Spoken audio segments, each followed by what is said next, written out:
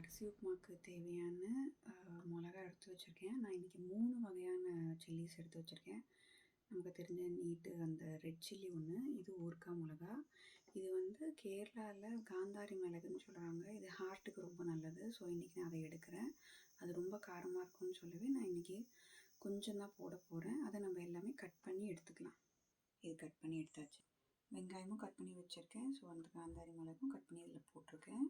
அரிசி உப்புமான்ட்டு பார்த்திங்கன்னா, பச்சை அரிசியை நல்லா கழுவிட்டு தண்ணியில் ஊற வச்சு அலசிட்டு ஊற வச்சு நிழல்லையே துணியில் காய வச்சு அதை வந்துட்டு எந்திரத்தில் போட்டு உடச்சி எடுக்கும்போது இந்த மாதிரி ரவை மாதிரி உங்களுக்கு கிடைக்கும். ஸோ அந்த ரவையை வச்சு அரிசி ரவையை வச்சு இன்றைக்கி எப்படி உப்புமா பண்ணுறதுன்றது தான் பார்க்க போகிறோம். நான் இன்றைக்கி இந்த கப்பில் 2 கப்பு எடுத்திருக்கேன், அதாவது 2 டம்ளர் எடுத்திருக்கேன். ஸோ இதுக்கு வந்துட்டு 1 டம்ளர் ரவைக்கு 3 டம்ளர் தண்ணி விடுற மாதிரி இருக்கும். கடாயில் எண்ணெய் ஊற்றி வச்சாச்சு. ஆக்சுவலாக இது வந்துட்டு ஜெயின்ஸ் நிறைய சாப்பிடுவாங்க இந்த உப்புமா. வெங்காயம் போடாமல் இந்த உப்புமா தான் நல்லாயிருக்கும், அதனால் அவங்க இதை அதிகமாக சாப்பிடுவாங்க. ஸோ நான் இன்றைக்கி வெங்காயம் போட்டு பண்ணுறேன். இன்னொரு நாள் வெங்காயம் போடாமல் நான் பண்ணி காமிக்கிறேன். கடுகு போட்டு வெடிச்சாச்சு. ஸோ ஜீரகமும் கொஞ்சம் போட்டிருக்கேன், வெங்காயமும் போட்டாச்சு, உப்பும் தேவைக்கு போட்டாச்சு. இந்த ரவையை பொறுத்தவரைக்கும் நம்ம தனியாக வறுக்க மாட்டோம். ஸோ இந்த ஆயிலே அப்படியே நம்ம வறுத்து எடுத்துக்கலாம்.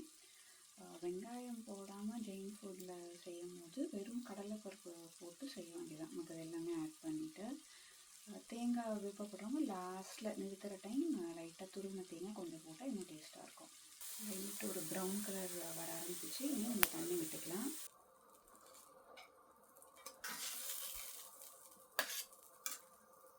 ஸோ விட்ட தண்ணி எல்லாமே இப்போ பிடிச்சிருச்சு. அந்த ரவை மேலே எண்ணெய் நல்லா மிளகு தெரியும். இது இனி சிம்லேயே வச்சு வேகணும். இப்போ இது வெந்திருக்காது இந்த ஸ்டேஜில், அதுக்குள்ளே ஆஃப் பண்ணிடாதீங்க. இதோட காந்தல் தான் இன்னும் டேஸ்ட்டாக இருக்கும். அதனால் அடியில் காந்தல் ஃபார்ம் ஆகிற அளவு கொஞ்சம் எண்ணெய் விடுங்க. இது எண்ணெய் கொஞ்சம் பின்னி கூட மற்ற உப்புமாவோட கொஞ்சம் எக்ஸ்ட்ரா எடுக்கும். அதுக்கு அந்த மாதிரி எண்ணெய் விட்டுக்கோங்க தேவைக்கு அப்பப்போ. இப்போ பார்த்திங்கன்னா வெந்துடுச்சு, கரண்டிலையும் ஒட்டாமல் உங்களுக்கு வருது. ஸோ இந்த ஸ்டேஜில் ஃபுல் சிம்மில் போட்டுட்டு ஒரு 10-15 நிமிஷம் நீங்கள் அப்படியே விட்டிங்கன்னா உங்களுக்கு இந்த மாதிரி ஒரு கிறிஸ்பி இதுவும் அடியில் ஃபார்ம் ஆகும். அது நல்லாயிருக்கும் டேஸ்ட்டாக கிறிஸ்பியாக. அது பிடிக்காதவங்க இந்த ஸ்டேஜில் நிறுத்திக்கலாம். இதுக்கு பார்த்திங்கன்னா தெரியும், அந்த அடி காந்தல் அது வந்துட்டு நல்லா டேஸ்ட்டாக இருக்கும். ஸோ இதோட நம்ம நிறுத்திக்கலாம்.